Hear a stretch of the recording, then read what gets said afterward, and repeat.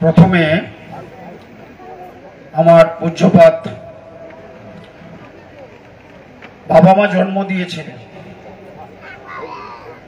পথ চলা আজ যে এই জায়গায় পৌঁছেছি, পূজ্যপাত গুরুদেব এখানে আছেন, তাকে আমার প্রণাম। মাননীয় শিশির অধিকারী মহাশয়কে, শিশির অধিকারীকে তৃণমূল কংগ্রেসের পুরো প্রধানের প্রণাম এবং কৃতজ্ঞতা স্বীকার। প্রিয় দর্শক, আমি শফিকুল ইসলাম এবং আপনারা দেখছেন আরামবাগ টিভি। দর্শক, এই ভিডিও ভাইরাল হয়ে গেছে, আর তার জেরে তৃণমূল কংগ্রেস কার্যত অস্বস্তিতে পড়ে গেছে যে আমাদের একজন নেতা পুরো প্রধান তিনি শিশির অধিকারীকে প্রণাম করছেন এবং কৃতজ্ঞতা স্বীকার করছেন। এই জায়গায় পৌঁছেছি বলে মানে এইরকম বলার চেষ্টা করছেন। তৃণমূল কংগ্রেসের টিকিটে কাউন্সিলর হয়েছেন, পুরো প্রধান হয়েছেন, আমাদের নেত্রী হচ্ছেন মমতা বন্দ্যোপাধ্যায়, আর উনি শিশির অধিকারীকে প্রণাম করছেন, তাকে এইভাবে সম্মান জানাচ্ছেন। এটা কি করে হয়? এই কর্মকাণ্ডে তৃণমূল কংগ্রেস তো একেবারে খোঁচে লাল। আমি দর্শক দুটো বক্তব্য শোনাবো। তৃণমূল কংগ্রেসের ওই জেলার যিনি সভাপতি রয়েছেন তার বক্তব্য এবং মন্ত্রী পুত্র সুপ্রকাশ গিরি তারও একটা বক্তব্য আমি দর্শক শোনাবো। দুটো বক্তব্য পরপর আপনাদেরকে শোনাবো, ভালো করে শুনবেন। প্রথমে পীযূষ পান্ডা, তিনি হচ্ছেন তৃণমূল কংগ্রেসের ওই জেলার সভাপতি, এবং আমি তারপরে সুপ্রকাশ গিরি। আমি দুটো বক্তব্যই ব্যাক টু ব্যাক আপনাদেরকে শোনাবো দর্শক। আগে শুনুন, আমি তারপর ব্যাখ্যাতে আসবো যে প্রণাম করে কি দোষ করে ফেলেছেন কাঁথি পৌরসভার পুরো প্রধান সুবল মান্না। দর্শক বুঝতে পারবেন এদের যে বক্তব্য, সেই বক্তব্য শুনলেই। দুটো বক্তব্য ব্যাক টু ব্যাক, দর্শক শুনুন। এই বিষয়টা নিয়ে দল কি পদক্ষেপ নিচ্ছে? কোনো বয়স্ক মানুষ, সিনিয়র সিটিজেন, তাকে প্রণাম করা কোনো অন্যায়ের ব্যাপার না, সেটা নিয়ে আমাদের কোনো কথা হতেই পারে না, কারণ তৃণমূল কংগ্রেস এ কালচারে নেই। কথা হচ্ছে যে রাজনৈতিক পরিবারটি মমতা বন্দ্যোপাধ্যায় রাজনৈতিক কোলে লালিত পালিত হয়ে অনেক পদের অধিকারী হয়েছেন, নাম কামিয়েছেন, যশ কামিয়েছেন।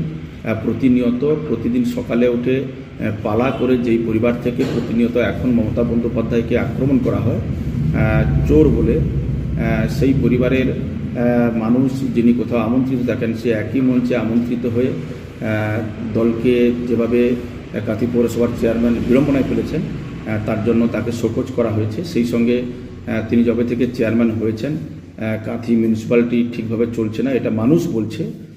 বারংবার তাকে বলা সত্ত্বেও তিনি কোনো কথা শোনেননি, তাই আমরা দলের পক্ষ থেকে তাকে শোকজ করেছি। আগামী 24 ঘন্টার মধ্যে তিনি যদি শোকজের ঠিকঠাক উত্তর না দিতে পারেন, তার রাজ্য নেতৃত্ব তার বিরুদ্ধে ব্যবস্থা গ্রহণ করবে। সুবলবাবু দাবি করছেন যে পীযূষবাবু আমাকে শোকজ করার কি, উনি কিভাবে আমাকে শোকজ করেন? উনি তাহলে রাজনীতি ঠিকভাবে করেন কিনা আমি জানি না। আমি তৃণমূল কংগ্রেসের জেলা সভাপতি, উনি কীভাবে বললেন না বললেন আমি জানি না, কি বলেছেন এটা আমি আপনার কাছ থেকে যাচ্ছি, তো ওনাকে উত্তর দিতেই হবে, নাহলে দল তার বিরুদ্ধে যথাযথ ব্যবস্থা নেবে। এটা কোথাও কি একটা অস্বস্তির জায়গা তৈরি হচ্ছে আপনাদের? হ্যাঁ, নিশ্চিতভাবে। দেখুন, আমার মনে হয় যে কাঁথি পৌরসভার যিনি চেয়ারম্যান আছেন আমাদের সম্মানীয় সুবল কুমার মান্না মহাশয়, আমরাও দেখেছি যে তিনি সম্প্রতি গতকালকে একটি অরাজনৈতিক প্রোগ্রাম হলেও তিনি সেই প্রোগ্রামে বর্তমান যিনি আমাদের কাঁথির সাংসদ তার সঙ্গে একইভাবে দেখা গেছে। কিন্তু আমরা মনে করি যে পরিবার প্রথম থেকেই একদম সকাল থেকে উঠলে রাত অবধি বাংলার মাননীয় মুখ্যমন্ত্রীকে অশ্রাব্য ভাষায় গালিগালাজ এবং তার পরিবারকে নিয়ে যেভাবে আক্রমণ এবং শালীনতার ঊর্ধ্বে উঠে যেভাবে একটা মুখ্যমন্ত্রী তার যে গরিমা, সেই গরিমাকে নষ্ট করার চেষ্টা করেন, সেই পরিবারের কারুর সঙ্গে এই ধরনের সৌজন্য বিনিময় এটা নিশ্চিতভাবে আমাদের দলের একজন কর্মীর কাছে এটা নিশ্চিত একটা আঘাত। কেন কিছুদিন আগে শুভেন্দু অধিকারী বলতেন যে তৃণমূলের নাকি 4 গোষ্ঠী, তার নাকি 3 গোষ্ঠী শুভেন্দুবাবুর সঙ্গে যোগাযোগ আছে। আর পরবর্তীকালে এসব ছবি বেরোনোর ফলে কর্মীরা কোনো না কোনো জায়গায় সেই কথারই প্রতিফলন হতে পারে এই সকল ছবি। তো সেক্ষেত্রে একদম গ্রাসরুটের যারা কর্মীরা, যারা দলকে প্রাণ দিয়ে ভালোবাসেন, তাদের ক্ষেত্রে নিশ্চিতভাবে কোনো না কোনো একটা আঘাত বা আবেগে ধাক্কা লাগা এটা হয়ে থাকে, এটা ঘটে থাকে। দর্শক বুঝতে পারলেন যে তৃণমূল কংগ্রেস কতটা খচে গেছে কার্যত এই সুবল মান্নার বিরুদ্ধে। এখন জানি না তার বিরুদ্ধে কি খাড়া নেমে আসবে। উনি বলেছেন যে, জেলা সভাপতির কথা বলেছেন যে উনি আমাকে শোকজ করার কি, আমি মানে এখানে পুরসভার পৌর প্রধান, তো উনি আমাকে শোকজ করার কি। উনি বলেছেন যে ববি হাকিম যদি কিছু বলেন সেটা আমি তার উত্তর দেবো, তো উনি আমাকে শোকজ করার কি। উনি দলের নেতা। আর এটা বলেছেন যে একজন বয়স্ক মানুষকে কি আমি প্রণাম করতে পারি না? একটা প্রোগ্রামে গেছি, দেখা হয়েছে, আমি প্রণাম করবো না? এটা উনি কিন্তু বলেছেন। জানি না ববি হাকিম পুরমন্ত্রী, তিনি আবার কিছু বলবেন কিনা, কিন্তু দলের তরফ থেকে প্রশ্ন তোলা হচ্ছে যে কেন এটা করা হবে, শোকজের উত্তর দিতে হবে, না হলে কিন্তু কড়া স্টেপ হবে, উপরে জানাবো, উনিও বলেছেন এবং সুপ্রকাশ গিরি তিনিও বলেছেন। তো জানি না কি হবে শেষ পর্যন্ত, কি ব্যবস্থা হবে, কিন্তু প্রশ্ন হচ্ছে যে বয়স্ক লোককে প্রণাম করলে তাহলে তার বিরুদ্ধে ব্যবস্থা হয়ে যায়। আবার বলছেন যে ওনার মানে পরিবার, অধিকারী পরিবার আমাদের মুখ্যমন্ত্রীকে সকাল থেকে নানান সব কথা, মানে পরিবারের লোকের নানান সব কথা বলছেন, আর ওনাকে ওইভাবে প্রণাম করতে হবে, এইসব করলে নাকি কর্মীদের মনে নাকি আঘাত লেগেছে। এইসব দেখলে নাকি কর্মীরা আঘাতপ্রাপ্ত হন। এবং আবার শুভেন্দু অধিকারী বলেছেন যে অনেকে আমাদের সঙ্গে যোগাযোগ রাখছেন, তো তার এইসব ভিডিও দেখলে সেটা আরো বেশি এস্টাবলিশ হয়ে যায়, ফলে সেটা আরো আঘাত দেয়, এটাও বলার চেষ্টা করেছেন সুপ্রকাশ গিরি। এখন যোগাযোগ তো আছেই, একটু পরিষ্কার, শুভেন্দুর সঙ্গে যোগাযোগ আছেই। অনেকে যোগাযোগ রাখছেন, অনেকে রাখতে বাধ্য হচ্ছেন, কেউ আতঙ্কে রাখছেন, ভয়ে রাখছেন যোগাযোগ। তাদের অনেকেরই ধারণা যদি উল্টে যায় তাহলে কি করে এলাকায় থাকবো, তাই যদি এখন থেকে একটু লাইন আপ করে রাখা যায়, সেই চেষ্টা হয়তো হচ্ছে। জানি না তাদের কতটা লাভ হবে। যোগাযোগ রাখবেই না, যতই পরিবর্তনের হাওয়া জোরালো হবে ততই শুভেন্দুর সঙ্গে যোগাযোগ বাড়বে, বাঁচার চেষ্টা। আবার অনেকে হয়তো বাধ্য হয়ে তৃণমূল কংগ্রেসটা করছেন, ইচ্ছে নেই, শুভেন্দুর সঙ্গে দল করতে চান, ফলে জাস্ট আর কি সময়ের অপেক্ষা চলে আসার, কারণ দেহটা হয়তো দলে রয়েছে, মনটা নেই। তারা অনেকে হয়তো যোগাযোগ রাখেন শুভেন্দুর সঙ্গে, মানে দুরকম লোক, একটা কেউ কেউ আছেন বাঁচার জন্য যোগাযোগ লাইন আপ ঠিক করে রাখা, আর একটা অংশ হচ্ছে সত্যিই তারা শুভেন্দুকে পছন্দ করেন, কিন্তু এখনো দলটা করছেন তৃণমূল কংগ্রেস বাধ্যবাধকতার জায়গা থেকে, জাস্ট সময়ের অপেক্ষা, যে কোনো সময় চলে আসবে। এভাবে যোগাযোগ রাখেন, এটা আমরাও ধরছি। এই তো এটা ওনার যা, সুবল মান্নার যা বক্তব্য, জানি না যোগাযোগ রেখেছেন কিনা, কিন্তু লোকটার মধ্যে একটা অন্যরকমের ভাব দেখলাম। আমি বেশি কিছু চিনি না লোকটার সম্পর্কে, খুব বেশি চিনি না, কিন্তু যে বয়স্ক মানুষ এসছেন, তাকে সম্মান জানাতে হবে, প্রণাম করতে হবে, দ্বিধা কি, এরকম টাইপের স্ট্রেট ফরওয়ার্ড এইসব ক্ষেত্রে যা বুঝলাম। এবং ওনার শিশির অধিকারীর জন্য ওনার রাজনৈতিক উত্থান হয়েছে, সেটাও তার বলতে সমস্যা নেই, কৃতজ্ঞতা স্বীকার করতে সমস্যা নেই, এরকম মানসিকতার লোক দেখলাম দর্শক।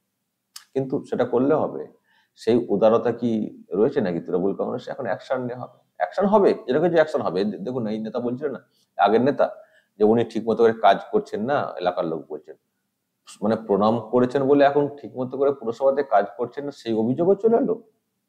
প্রণাম করেছেন বলে, আগে তো এই ধরনের অভিযোগ তো করেছেন নাকি? প্রণাম করেছেন সেই নিয়ে বিতর্ক, এখন বলছেন, লোকজন বলছেন ভালো করে কাজ করছেন। তার মানে কি সরিয়ে দেওয়ার একটা ধান্দা, সেটা পরিষ্কার।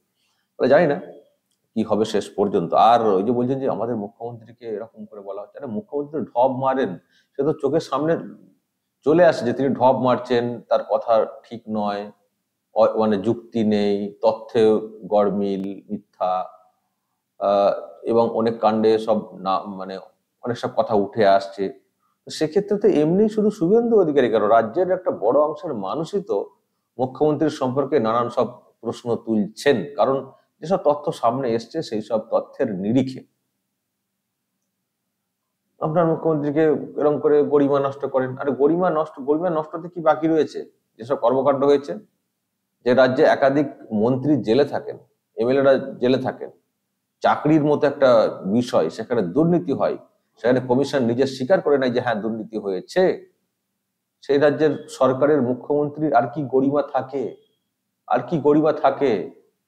আবার আবার কথা বলছেন গলা উঁচিয়ে, গরিমা নষ্ট করা হচ্ছে। গরিমা আর কিছু আছে? গরিমা আর কিছু আছে? চুপ করে থাকুন না, কেন এসব মুখ খোলাচ্ছেন বেশি করে? আর যে অধিকারীকে প্রণাম করেছেন তার সম্পর্কে কি অভিযোগ এসছে? কি অভিযোগ এসছে? মুখ্যমন্ত্রী হতে পারেন মমতা বন্দ্যোপাধ্যায়, শিশির অধিকারী একজন সাংসদ হতে পারে, তাও তো আবার তৃণমূল কংগ্রেসের টিকিটেই তো সাংসদ। এখন তো উনি দল চেঞ্জ করেননি। একটি সবাই দেখা গেছে বলে আর ওই শুভেন্দু অধিকারীর বাপ বলে ব্যাস ধরে নিচ্ছেন, কিন্তু উনি তো পতাকা ধরে নেননি কোথাও। ধরেছেন কি? কোন একটা প্রোগ্রাম হয়তো ছিলেন বলে সেটা নিয়ে বলা হচ্ছে। আর যদি দল পরিবর্তনও করেন তো কি? দল পরিবর্তন করা, লুটপাট করা দুটো কি এক জিনিস নাকি? দুটো কি এক জিনিস? মুখ্যমন্ত্রী বলে কি বিরাট গরিমা, আর একজন সাংসদ বলে কি তার গরিমা নেই? খুব কম, ছোট, তাই এখানে প্রণাম করবো আমার মুখ্যমন্ত্রীকে অপমান করা হচ্ছে বলে? কিন্তু মুখ্যমন্ত্রীর মতো তো এরকম তো অত অভিযোগ তো শুভেন্দু এই শিশির অধিকারীদের সম্পর্কে তো আসেনি। কিছু কিছু বিষয়ে কালিমালিপ্ত করার চেষ্টা হচ্ছে বটে, কিন্তু তার তো কোনো ভিত্তি আমরা খুঁজে পাইনি এখনো। যতটা ভিত্তি আমরা খুঁজে পেয়েছি মমতা বন্দ্যোপাধ্যায়ের সরকারের ক্ষেত্রে, চোখের সামনে চলে এসছে এত সব গ্রেপ্তারি, এত কিছু ব্যবস্থা, হাইকোর্টে হলফনামা দিয়ে স্বীকার করে না। ফলে আবার গরিমা কি দেখাচ্ছেন? গরিমা কি দেখাচ্ছেন? তাও তো এখনো দেখুন না কি হয় আগামী দিনে। কতজন আর ওই মনে মনে তো সবাই সরে পড়েইছেন, অধিকাংশ লোকই, এটা ধারণা। আর কতজন প্রকাশ্যে এখনো থাকবেন, এই দেহটা রয়েছে বলে বলছি।